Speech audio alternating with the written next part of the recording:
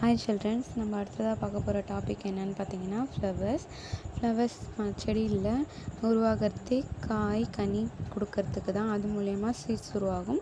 திரும்ப அந்த சீட்ஸ் என்ன ஆகும், பெரிய ஒரு வகையாக புதுசான தாவரத்தை கொடுக்கும். ஓகேவா? அப்போனா அதில் இம்பார்ட்டன்ட் எது? ஃப்ளவர் தான். அதை தான் இங்கே பார்க்க போகிறோம். The flower is the reproductive part that help in sexual reproduction in plants. அதாவது பாலியல் இனப்பெருக்கம் பண்ணுறதுக்காக ரீப்ரொடக்டிவ் பார்ட் எது? பிளான்ஸில் ஃப்ளவர் தான். ஓகேவா? The stalk of the flower through which it's attached to the stem. அது எப்படி இருக்கும்? ஸ்டெம்மில் அட்டாச்சாக ஆகிட்டு இருக்கும். அதோட பேர் என்னன்னு பார்த்தீங்கன்னா பெடிக்கல் அப்படி சொல்கிறாங்க. Flowers without stalk are called the sessile flowers. அந்த மாதிரி அந்த பெடிக்கல் இல்லாத ஃப்ளவர் என்னன்னு சொல்லுவாங்கன்னா செஸ்லல் ஃப்ளவர்ஸ், அதாவது காம்பற்ற மலர் அப்படின்னு சொல்லிட்டு சொல்லுவாங்களாம். A flower has a 4 distinct part or oris. இது இருக்கான், அதாவது 4 பாகம் இருக்குது. அது மட்டும் இல்லாமல் 4 சூழல் இருக்குது அப்படின்னு சொல்லிட்டாங்க. அது என்னென்னு பார்த்தீங்கன்னா there are calycus, corolla, androecium, then gynoecium. Flowers may be completed or incompleted depending on the number of worms present. A completed flower has all 4 worms. When one or two more worms are missing, it is on incompleted flower. மேலே சொன்ன அந்த 4 ஸ்டேஜும் கம்ப்ளீட்டடாக இருந்தால் அது ஃபுல்லாக இருந்துச்சுன்னா அது completed ஃப்ளவர்னு சொல்கிறாங்க. அதில் ஏதாவது ஒன்று மிஸ் ஆகியிருந்தாலோ அது இன்கம்ப்ளீட்டட் ஃப்ளவர்னு சொல்கிறாங்க. அடுத்தது பார்த்திங்கன்னா calyx. This is the outermost worms at the base of the ஃப்ளவருக்கு அடியில் இருக்கக்கூடியது அப்படின்னு சொல்கிறாங்க. இட் ஹாஸ் க்ரீன், அது எப்படி இருக்கும்? க்ரீன் கலரில் இருக்கும்.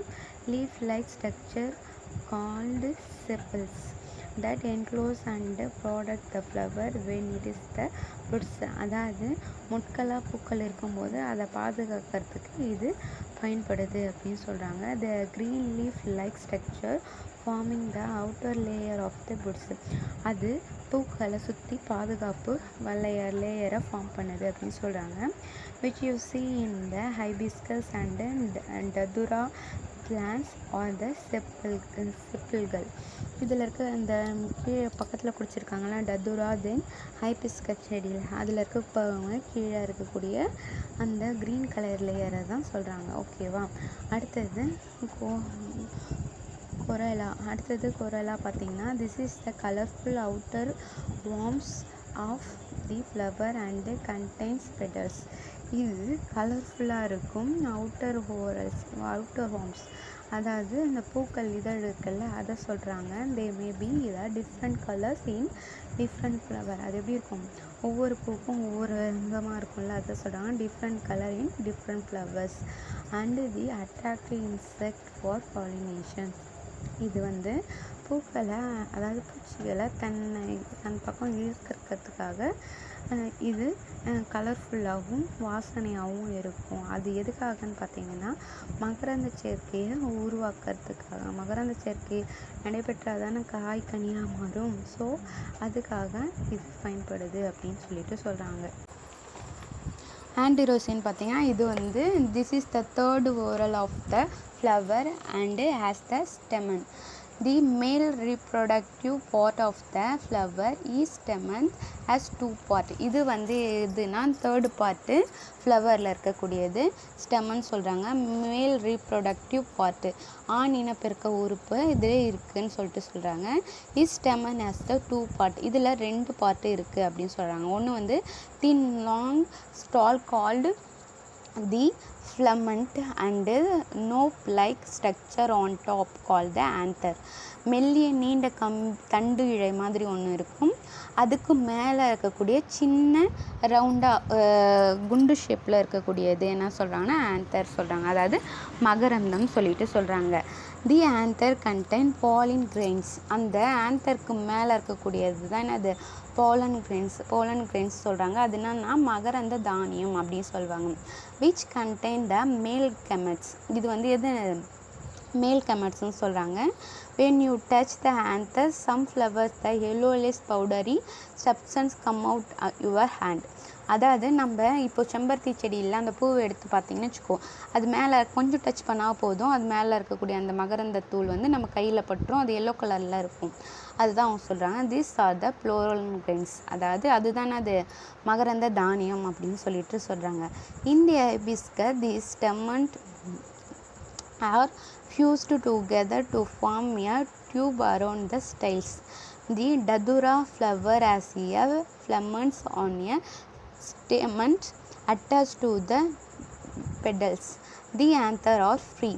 இந்த இதில் செம்பருத்தி பூவில் இது ஈஸியாக நம்ம பார்க்கலாம், அதாவது இந்த போலன் கிரெயின்ஸ் தனியாக இருக்கிற மாதிரி பார்க்கலாம். ஆனால் டதுரா அப்படின்ற ஃப்ளவர்ஸில் அது இதழிலே இருக்கும் அப்படின்னு சொல்கிறாங்க. ஸோ அதனால் அதை நம்ம பார்க்க முடியாது.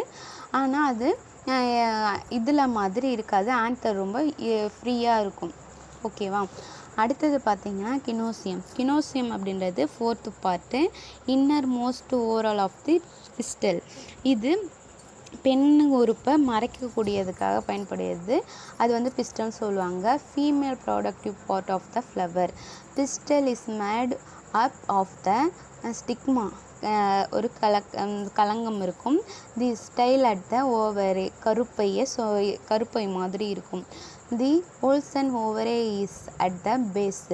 இது எங்கே எப்படி இருக்கும்னா கொஞ்சம் வீக்கமாக இருக்க மாதிரி இருக்கும். கருப்பை வந்து அடியில் இருக்கும். அதாவது அந்த செம்பருத்தியை ஒரு ஃப்ளவரை எடுத்து 2ஆக பிரிச்சிங்கன்னா அதில் கீழே கொடுத்துருக்காங்க பாருங்கள் ஃப்ளவர், அதில் எப்படி தெரியுதோ அதே மாதிரி இருக்கக்கூடிய ஸ்ட்ரக்சர் தான் சொல்கிறாங்க.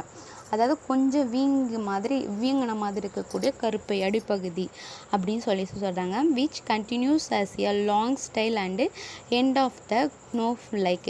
இதுக்கு நடுவில் இதையும் எப்படின்னு பார்த்தீங்கன்னா இதோட எஞ்சில் எப்படி இருக்குது, ரவுண்டாக நோஃப் லைக், அதாவது குண்டு மாதிரி இருக்குல்ல, குமிழ் போன்ற, அதுதான் ஒட்டும் தளங்களாக இருக்குது அப்படின்னு சொல்கிறாங்க. The ovary contain ovules which have the egg cells are the female gamete. இதுக்கு அடியில் தான் என்ன இருக்குது, கருமுட்டை இருக்குது அப்படின்னு சொல்லிட்டு சொல்கிறாங்க. அடுத்தது பார்த்திங்கன்னா பிசெக்சுவல் அண்டு யூனிசெக்சுவல் ஃப்ளவர், அதாவது இருபால் மற்றும் ஒற்றைப்பாலின மலர்கள். அதாவது ஃப்ளவரில் பூக்கும் பூக்காத மலர் அப்படின்னு சொல்கிறாங்களே, அதுதான் அது. Flowers may be unisexual and bisexual based on the presence or absence of the reproductive force. அதில் இருக்கக்கூடிய இனப்பெருக்க உறுப்புகளை வச்சு அது இருபால் உயிரினமா இல்லை ஒற்றைப்பாலின மலரா அப்படின்னு சொல்லிட்டு சொல்லலாம் அப்படின்னு சொல்கிறாங்க. அதில் ஃபஸ்ட்டு ஒன்று பார்த்தீங்கன்னா பிசெக்சுவல் ஃப்ளவர். போத் த மேலுக்கான ஆன்டிரோசியம் அண்டு ஃபீமேலுக்கான gynoecium whorls are present in a flower. இது ரெண்டுமே இருந்துச்சுன்னா அது என்னது, பிசெக்சுவல் இருபால் மலரினம் அப்படின்னு சொல்லிட்டு சொல்கிறாங்க. Complete flower are bisexual. அதுக்கு எக்ஸாம்பிள் நிறைய கொடுத்துருக்காங்க பார்த்தீங்கன்னா hibiscus, mango, brinjal, mustard, rose. இந்த செடிகள்லாம் என்ன இருக்கும், இது ரெண்டுமே இருபால் மலரினங்கள் அப்படின்னு சொல்லிட்டு சொல்கிறாங்க. அடுத்தது பார்த்தீங்கன்னா unisexual flower. If a flower has only in the androecium and the gynoecium it is absent in the unisexual flower. is incomplete. Likewise, if a flower has only one zygonium and the antirrhosium is absent in the unisexual flower, it is also incompleted. Example: papaya, plum, cucumber, pumpkin, coconut. இப்போ இது என்ன சொன்னேன்னா ஏற்கனவே சொன்னால ஆணுக்கும் பெண்ணுக்குமான 2 இனப்பெருக்க உறுப்புகள் ஒரே இதில் இருந்துச்சுன்னா அது பைசெக்சுவல். அப்படி ஏதாவது ஒன்று இருந்து ஒன்று இல்லைன்னா அது என்னது பைசெக்சுவல். அதுக்கு எக்ஸாம்பிள் தான் கீழே கொடுத்துருக்க ஃப்ளவர். அதில் papaya, plum, cucumber, pumpkin and coconut கொடுத்துருக்காங்க. அடுத்தது பார்த்திங்கன்னா reproduction in plants. Reproduction in the process by which plants produce new individual or offspring like themselves. Plants reproduce sexually and asexually.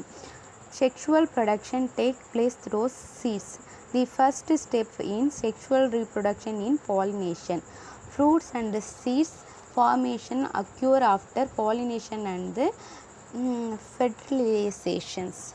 அதாவது reproduction of பிளான்ட்ஸ்ன்னு என்னென்னா மகரந்த சேர்க்கை மூலயமா இனப்பெருக்கம் நடக்குது. அது பாலினமும் இனப்பெருக்கமாக இருந்தாலும் சரி, அசாதாரண இனப்பெருக்கமாக இருந்தாலும் சரி, அது முழுமையாக அடையணும்னா என்ன பண்ணணும்? பூவாகி கன்னியாகணும். ஓகேவா?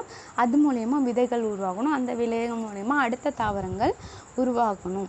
அதுதான் என்ன சொல்கிறாங்க? பாலினேஷன்ஸ் அப்படின்னு சொல்கிறாங்க. பாலினேஷன் அடுத்த டாபிக் என்னன்னு பார்த்தாங்கன்னா, வாட் இஸ் பாலினேஷன்? பாலினேஷன்னா என்ன? அதுக்கான மீனிங் பார்ப்போம். It is the transfer of pollen grains from the anther to the stigma of a flower. அதாவது தாவரத்தில் இருக்கக்கூடிய ஆந்தர் இருக்குல்ல, அந்த ஆந்தர் இருக்கக்கூடிய pollen grain ஸ்டிக்மாவுக்கு அனுப்புறது தான் flower. So bees and insects attract the both are brightly colored petals and sweet fragrance of flowers. While they collect the nectar from flowers, they also help with pollinations. அதாவது தாவரங்களில் இருக்கக்கூடிய கலரும் அதில் இருக்கக்கூடிய வாசனையும் ஸ்வீட்னஸும் என்ன பண்ணுது? பூச்சிகளை தன்னிடம் ஈர்க்குது. ஓகேவா? அந்த ஈர்ப்பு தன்மையால் ஃப்ளவர்ஸ் தேனீகள் பூச்சிகள் அதில் உட்காரும்போது அதுக்கு மேலே என்ன ஆகுது? இந்த pollen grains ஒட்டிக்கிட்டு அது ஸ்டிக்மாவில் போய் சேருது. ஸோ அதனால் என்ன நடக்குது? அங்கே பாலினேஷன்ஸ் நடக்குது அப்படின்னு சொல்கிறாங்க. when an anther matures and versus pollen grains are the disappeared.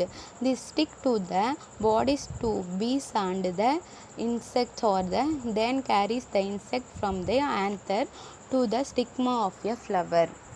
அதாவது ஸ்டிக்மாலேருந்து போலன் கிரெயின்ஸ்லேருந்து ஸ்டிக்மாவுக்கு ட்ரான்ஸ்ஃபர் ஆகிறது சொல்கிறாங்க. Insects are called the pollinators. இப்போது இந்த மாதிரி அதுங்க என்ன பண்ணுதுங்க? அதை மாற்றி அமைக்குதுங்களா, அதனால் அதை என்ன சொல்கிறாங்க? இன்செக்ட்ஸ் எல்லாம் பாலினேட்டர்ஸ் அப்படின்னு சொல்கிறாங்க. பாலினேட்டிங் ஏஜென்ட் அப்படின்னு கூட சொல்லுவாங்க. Like insect the wind, water, animals and birds are all natural pollinating agent at the help of in pollinations. வெறும் இன்செக்ட்ஸ் மட்டும் இதுக்கு ஃபார்ம் ஆகலை. காற்றும், வாட்டரும், அனிமல்ஸும், பேர்ட்ஸ் எல்லாமே தான் பாலினேஷனுக்கு யூஸ் ஆகுது, உதவி செய்யுது அப்படின்னு சொல்கிறாங்க. This type of pollination is referred to as natural pollination. இந்த வகையாக நடக்கக்கூடிய பாலினேஷன் என்ன சொல்கிறாங்க? நேச்சுரல் பாலினேஷன் சொல்கிறாங்க. when pollen grains are manually transferred from the anther of one flower to the stigma of another, it is called the artificial pollinations அப்படி சொல்கிறாங்க. அதாவது ஒரு ஃப்ளவர்லேருந்து மற்றொரு ஃப்ளவருக்கு சேஞ்ச் ஆச்சுன்னா அதை என்ன சொல்கிறாங்க? ஆர்டிஃபிஷியல் பாலினேஷன், அதாவது செயற்கை பாலினேஷன்ஸ் அப்படி சொல்கிறாங்க. இப்போது ரீசெண்டாக சூர்யா படம் ஒன்று வந்துச்சுல, அதில் கூட காப்பானா, ஆமாம், அதில் அது பூக்க மாட்டேதுன்னு சொல்லிட்டு அந்த பூவோட எடுத்து இன்னொரு பூ மேலே தேய்ச்சனா அது என்ன ஆகும்? பூ காய்க்கும் சொல்லுவாங்கள்ல, அதுதான் ஆர்டிஃபிஷியல் பாலினேஷன்ஸ். ஸோ இது வரைக்கும் ஓகே சில்ட்ரன்ஸ். இதுக்கான நான் கொஷின் ஆன்சர் நான் அப்புறம் போடுறேன். கண்டிப்பாக நாளைக்கு வீடியோஸ் கூட உங்களுக்கு கொஷின் ஆன்சர் வரும். சாட்டர்டே டெஸ்ட் நடக்கும்.